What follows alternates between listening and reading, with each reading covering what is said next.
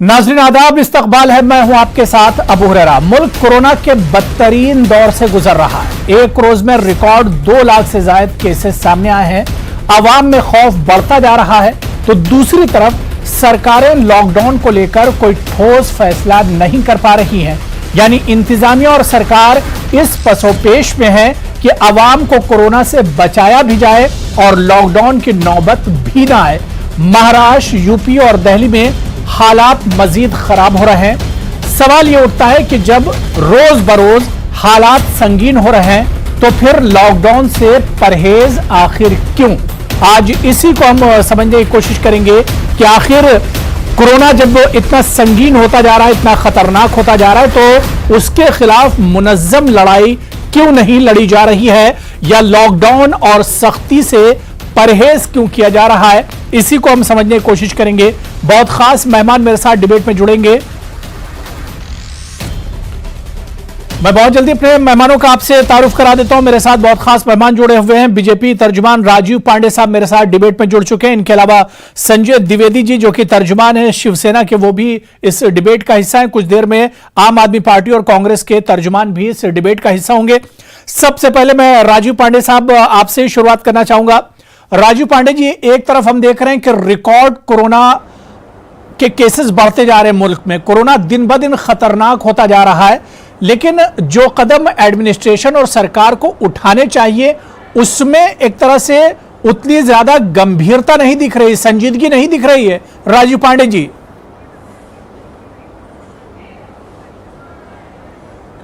अबू जी, मैं इससे असहमत हूँ। देखिए, मैं एक बात बताता हूँ कि अभी जो कोरोना की स्थिति है वो बहुत ही भयावह है। अक्रॉस द कंट्री, पूरे देश से कंप्लीटली जो नॉर्थ इंडिया का पार्ट है, महाराष्ट्र, गुजरात से ऊपर की तरफ आप जाएंगे, साउथ में उतनी स्थिति अभी मतलब नहीं खराब हुई है। लेकिन अगर आप देखें कि जिस प्रकार से स्थिति है कि महाराष्ट्र, गुजरात, कर्नाटक से जब ऊपर की तरफ आप जाएंगे तो भयावह स्थिति है। और सरकारों ने अब एक्शन लेना शुरू किया है। जैसे दिल्ली में भी अभी फ्राइडे से कहा गया है कि ये वीकेंड लॉक कर्फ्यू करेंगे।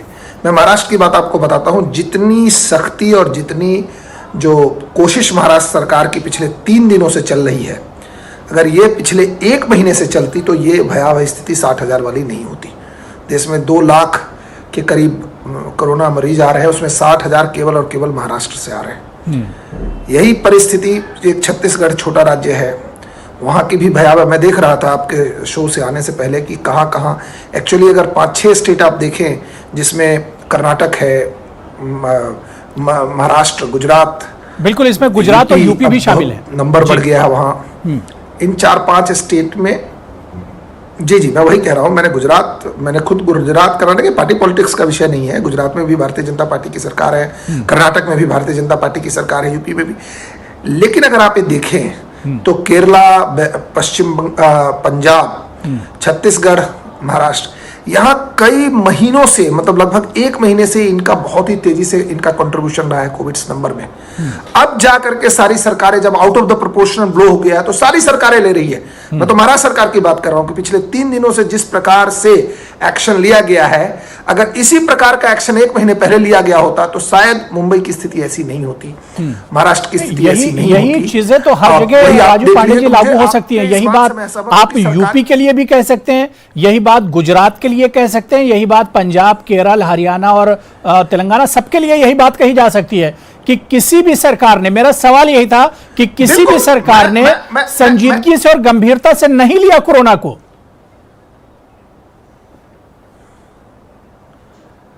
देखिए, ऐसा है ना कि इसके पीछे एक, अबू जी, जो मुझे लग रहा है ना कि एक इकोनॉमिक कॉस्ट जो है लॉकडाउन का, ये भी एक बात होगी। आप एक बात समझिए अबू जी, हिंदुस्तान में बहुत सारे लोग हैं जो डेली वेज अर्नर हैं।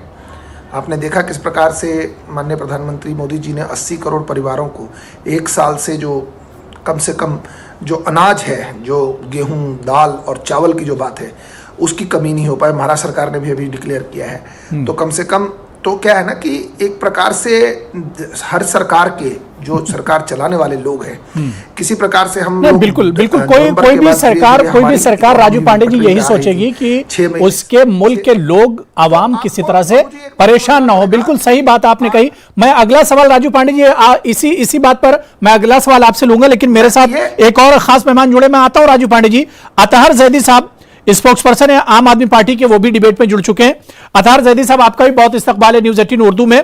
मैं राजेश पांडे साहब बिल्कुल आपकी बात से सहमत हूं कि कोई भी सरकार यह नहीं चाहेगी कि उसके मुल्क का कोई भी इंसान परेशान हो, लेकिन सवाल राजू पांडे साहब ये उठ रहा है, जब सरकार ने लॉकडाउन लगाया था उस वक्त मुल्क में 1000 से कम केसेस थे पूरे मुल्क में, और आज आप देख लीजिए कि सूरत हाल क्या है। आज रोजाना 1-1.5 लाख से ज्यादा केसेस आ रहे हैं, रिकॉर्ड 2 लाख से ज्यादा केसेस आज आए हैं। तो अब सूरत हाल पहले के मुकाबले में बहुत बदली हुई है।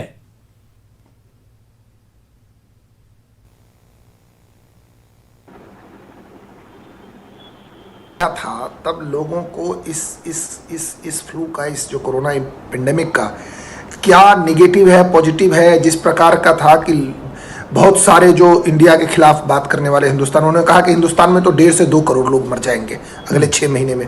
तो देखिए उस समय ना तो कोई इंपेरिकल डाटा था, ना कोई और चीजें थी, तो सरकार ने उसको चेन को ब्रेक करने के लिए किया।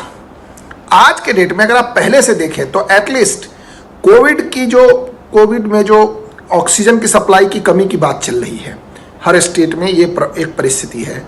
वेंटिलेटर और ऑक्सीजन की भी अगर आप देखें तो पहले से लोगों में ज़्यादा सप्लाई है, उस समय पता ही नहीं था। तो इसलिए उस समय, आज हमारे पास एक एक्सपीरियंस है साहब। अगर आप देखिए, मैं आपको एक उदाहरण देता हूं। उस समय जो पीक पर गया था वो 92,000 पेशेंट था, और उसमें करीब जो मृत्यु हो रही थी वो 1400 से 1500 हो रही थी पर डे। आज करीब 2 लाख के करीब है मृत्यु, भी अभी 1000 का आंकड़ा पहली बार पार हुआ जो कल रिपोर्ट आई। तो इसकी जो फेटेलिटी रेट है क्यों कम हुई है, इसके पीछे एक तो वैक्सीनेशन का जो भी ड्राइव चल रहा है वो इंपैक्ट है, कोविड अप्रोप्रिएट बिहेवियर, लोगों को खुद पता है कि हमको क्या करना चाहिए क्या नहीं करना चाहिए। और तीसरी बात, जो हमारे जो आसपास के जो एक फियर का माहौल था पिछली बार, अब जो लोकल डॉक्टर्स हैं या जो हॉस्पिटल्स हैं, they are also trying to chip in, वो भी आ करके इसमें मदद कर रहे हैं। तो अगर आप पिछली बार की तुलना में देखें तो इस बार हमारे पास ठीक है, मैं कांग्रेस और आम आदमी पार्टी से ठीक है, जो बातें आपने कही हैं इसी पर मैं रिएक्शन ले लेता हूं। मैं अतहर जैदी साहब आपके पास आऊंगा। अतहर जैदी साहब, क्या वाकई में जो बातें राजू पांडे जी कह रहे हैं कि इस वक्त एक तो लॉकडाउन लगाने की जरूरत नहीं है, और दूसरी बात यह कि पिछली बार जो लॉकडाउन लगाया गया था उससे वाकई में बहुत कुछ सीखा गया है। सवाल यह उठता है कि अगर सीखा गया है तो इस पर काबू क्यों नहीं पाया जा रहा है? देखिए, मैं राजीव पांडे जी की एक बात से तो सहमत हूं कि पिछली बार जो लॉकडाउन लगाया गया था उससे बहुत ज्यादा आर्थिक नुकसान हुआ था और बहुत सारे लोगों की नौकरियां चली गई थी, और बहुत ज्यादा जो एक गरीब तबका है उसको नुकसान उठाना पड़ा था, बहुत लोगों की नौकरियां चली गई थी। लेकिन इसमें केंद्रीय सरकार को इस चीज की जिम्मेदारी को भी समझना पड़ेगा कि जब वैक्सीन जनवरी में आ गई थी तो केंद्र सरकार को यह समझना चाहिए था कि ये देश जो है ये कोई 5-10 करोड़ लोगों का देश नहीं है। इस देश में 130 करोड़ लोग रहते हैं, और इस बीमारी का इलाज सिर्फ और सिर्फ हर व्यक्ति को वैक्सीनेट करना ही है। तो उसको देखते हुए ये जो नीतियां केंद्र सरकार ने बनाई, जो इन्होंने 2 कंपनियों को अलाउ किया, इसमें कोई नई नीति, कोई नई पॉलिसी केंद्र सरकार को बनानी चाहिए थी। बहुत सारी इस देश में हमारे यहाँ कंपनियां ऐसी हैं जो वैक्सीन बनाती हैं, उनके साथ बैठ के मीटिंग करके इस जो फॉर्मूला था उसको शेयर करना चाहिए था, या बहुत सारी कंपनीज को अलाउ करना चाहिए था कि वो इस वैक्सीन का प्रोडक्शन करें, और 24/7 के हिसाब से इस वैक्सीन का प्रोडक्शन होना चाहिए था। दूसरी चीज कि इसमें जो इन्होंने एक एज बैरियर बनाया कि पहले इतनी एज के लोगों को लगेगी फिर इतनी एज के लोगों को लगेगी, उसको हटाना था, वैक्सीन फॉर ऑल करना था। हमारे देश में अगर इस बीमारी से हमें जीतना है तो हमें वैक्सीन, हर व्यक्ति को वैक्सीन लगानी पड़ेगी, ये एज बैरियर हटाना पड़ेगा। मैं दिल्ली का डेटा आपके साथ अबूजी शेयर करना चाहता हूं। बिल्कुल अतार जैदी साहब, वैक्सीन तो जाहिर सी बात है कि हर शख्स तक वैक्सीन पहुंचना चाहिए। न्यूज़ 18 भी लगातार इस मुहिम को चला रहा है, लेकिन सवाल ये उठ रहा है कि जब तक हर शख्स के पास वैक्सीन नहीं पहुंचता तब तक क्या किया जाए। उस वक्त तक आखिर किस तरह के कदम उठाए जाएं, क्या कुछ करने की जरूरत है। मेरे साथ अतुल लोंढे साहब भी, जो कि स्पोक्स पर्सन है कांग्रेस के, वो भी मेरे साथ जुड़ गए हैं। अतुल जी, आपका भी बहुत इस्तकबाल है न्यूज 18 उर्दू में। मैं संजय द्विवेदी साहब आपके पास आना चाहूंगा। संजय द्विवेदी जी, मुल्क में सबसे बुरे और सबसे खराब हालात जो महाराष्ट्र के हैं, आज ही उद्धव ठाकरे जी ने पीएम मोदी को खत लिखा। उन्होंने कहा है कि आपदा इसे करार दिया जाए, इसे कुदरती आफत डिक्लेयर किया जाए कोरोना की इस वबा को। सवाल यह उठ रहा है कि हालात इतने ज्यादा खराब हैं, 50-60 हजार केसेस डेली महाराष्ट्र से आ रहे हैं, लेकिन फिर भी महाराष्ट्र में लॉकडाउन आखिर क्यों नहीं लग रहा है? क्यों इंसानों की जानों से खेला जा रहा है? देखिए, मैं एक चीज आपसे बता दूं, जान है तो जहान है। ब्रेक द चेन का फॉर्मूला महाराष्ट्र सरकार ने लगा दिया है। अभी जो भारतीय जनता पार्टी के प्रवक्ता राजनीति कर रहे थे कि सर महाराष्ट्र में मुख्यमंत्री ध्यान नहीं दिया, तो मैं पूछता हूँ गुजरात में और उत्तर प्रदेश में संस्थान में जगह नहीं मिल रही है और माननीय आदि मुख्यमंत्री जी पॉजिटिव हो गए, लेकिन यहाँ पे क्या स्थितियां हैं आप देखिए। 5,000-10,000 मरीज आज मिल रहे हैं, यहाँ पे अस्पतालों की कमी है, लोग बिना ऑक्सीजन के, बिना वेंटिलेटर के मर रहे हैं। इस पर राजनीति नहीं करनी चाहिए। मैं कहना चाहता हूँ राजनीति करने का विषय नहीं है, लेकिन अगर महाराष्ट्र की बात करें तो पूरा देश देखना चाहिए, क्योंकि चुनाव चल रहे हैं। तो चुनाव बंगाल में इनको चुनाव जीतना है, तो इनको इस पर ध्यान नहीं देना चाहिए। जब आपने खुद कहा कि 1,000 जब केसेस आए थे तो उसमें तुरंत लॉकडाउन लग गया, उसमें स्थितियां गई थी। उस समय भी इनको मध्य प्रदेश दिखाई पड़ रहा था, सरकार में नमस्ते कम दिखाई पड़ रहा था। आज इनको क्या दिखाई पड़ रहा है? बंगाल में रैली, बंगाल में रोड शो। मैं तो अनुरोध करना चाहता हूँ नहीं, ठीक है संजय द्विवेदी जी, ये देखिए सब सियासी बातें। संजय द्विवेदी जी, आज सियासत का बिल्कुल मौका नहीं है। सियासी बातें बाद में हो जाएंगी, हम लोग जिंदा रहेंगे तो सियासी बातें कर लेंगे। सवाल यह उठ रहा है कि महाराष्ट्र में जब पहले लॉकडाउन लगा था तो बहुत मामूली केसेस थे, आज महाराष्ट्र की सूरत हाल बहुत खराब है। पूरे मुल्क में सबसे ज्यादा सेंसिटिव है स्टेट वो महाराष्ट्र है। तो महाराष्ट्र में आखिर कंप्लीट लॉकडाउन का कदम सरकार क्यों नहीं उठा रही है?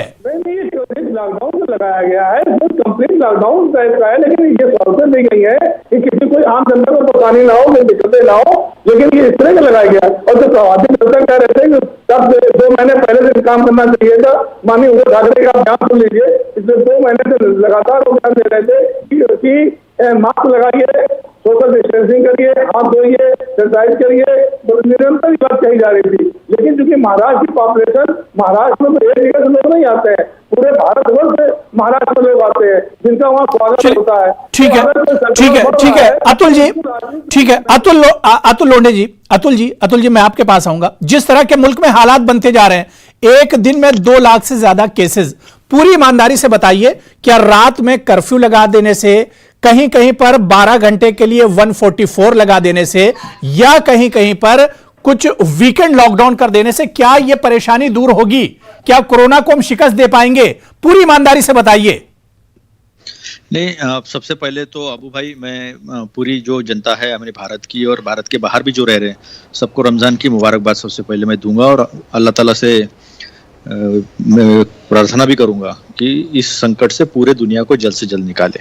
देखिए अबू भाई, सबसे पहली बात, ये राजनीति की बात नहीं है। अभी सबसे ज्यादा जरूरी अगर कोई कदम है तो वो कदम ये है कि हम साथ मिलके इस महामारी से मुकाबला करें। इसलिए मैं राजनीति सियासी बात कोई नहीं करूंगा। आज सबसे ज्यादा अगर जरूरत क्या है, हम दुनिया की 18% आबादी है और दुनिया की जमीन कितनी है हमारे पास, तो 2.4% है।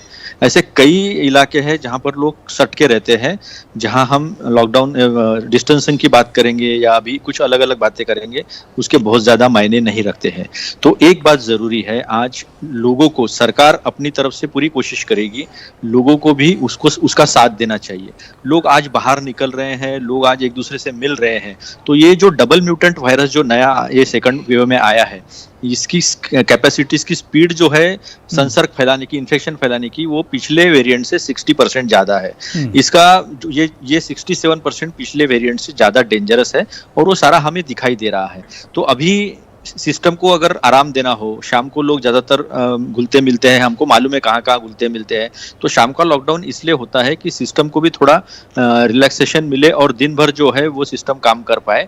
रात के लॉकडाउन का जनरली ये जो रहता है इसकी वजह ये होती है।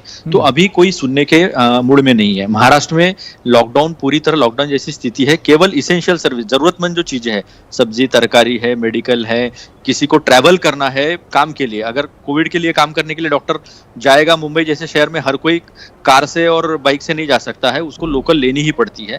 तो ये सारी चीजों को मद्देनजर रखते हुए पिछले लॉकडाउन का जो अनुभव था उससे सीखते हुए सारे तबकों से, जो स्टेक होल्डर से, सारे लोगों से चर्चा करके बात की है। लेकिन अगर इसके बाद भी अगर कुछ सुधार नहीं आता है तो कंप्लीट लॉकडाउन पे जाना ही पड़ेगा, क्योंकि बिल्कुल जिस तरह के हालात बनते हैं ऐसे में सख्त से सख्त कदम उठाना ही पड़ेगा।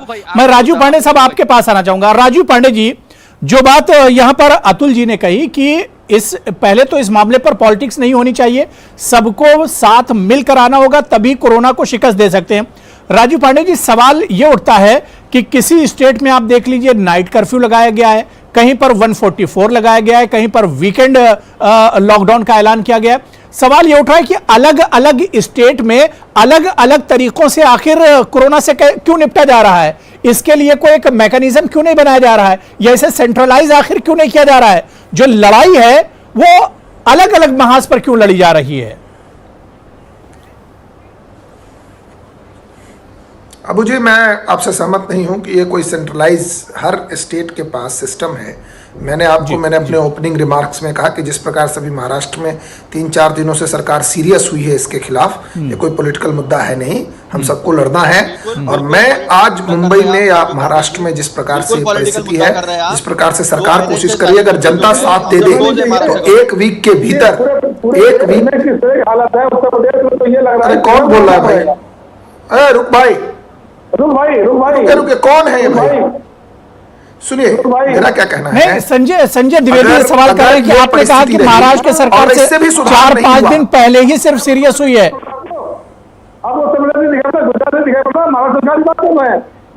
नहीं, मैं क्या कर रहा हूँ, इनको समझ में नहीं आ रहा है। देखिए, इनको समझ में नहीं, आपके कहने का मतलब वो समझ गए हैं। राजू पांडे जी, द्विवेदी जी, आपके कहने का मतलब समझ गए हैं। आप कह रहे हैं कि जब से कोरोना शुरू हुआ महाराष्ट्र की सरकार एक तरह से सीरियस नहीं थी, 4-5 दिन पहले ही वो सीरियस हुई है।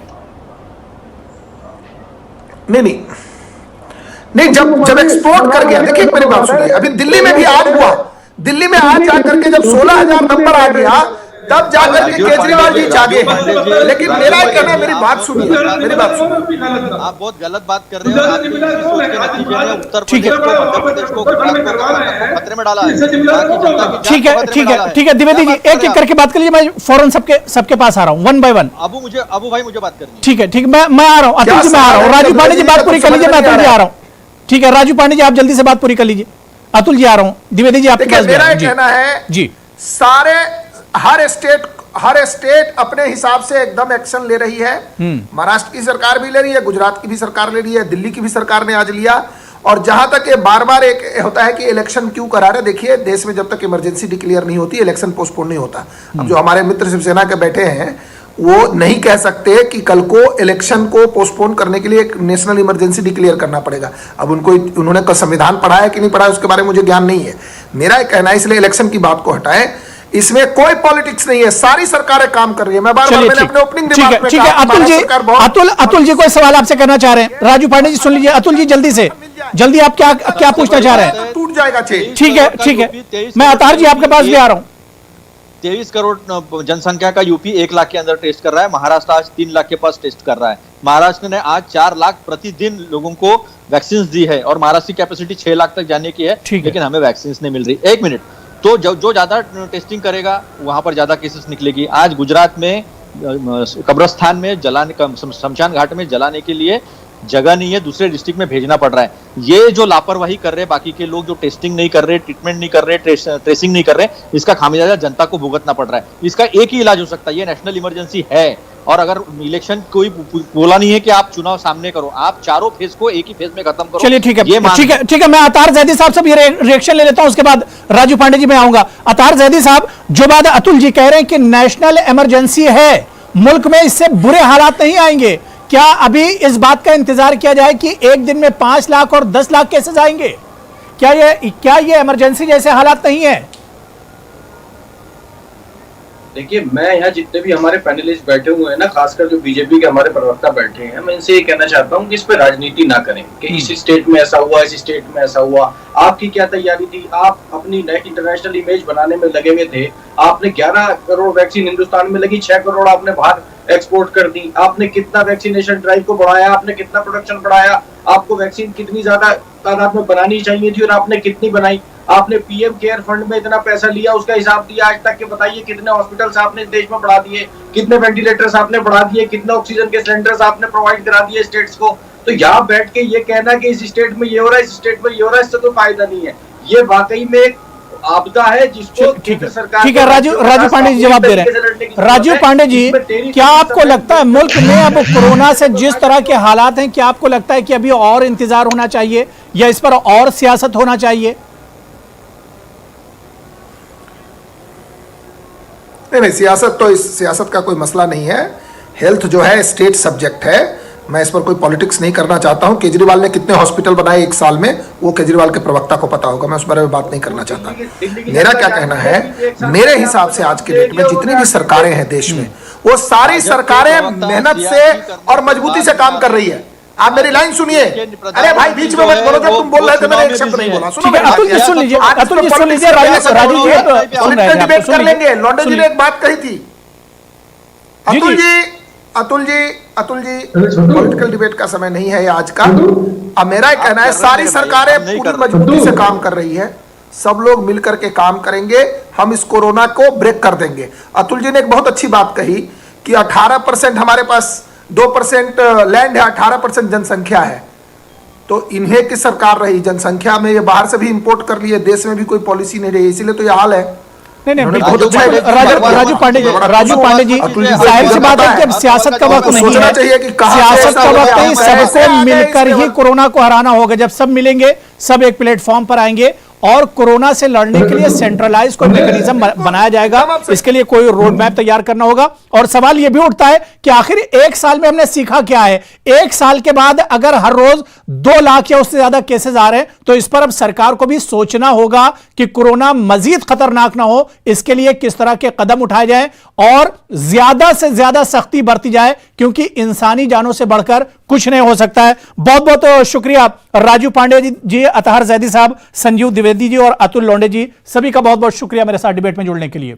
आदाब।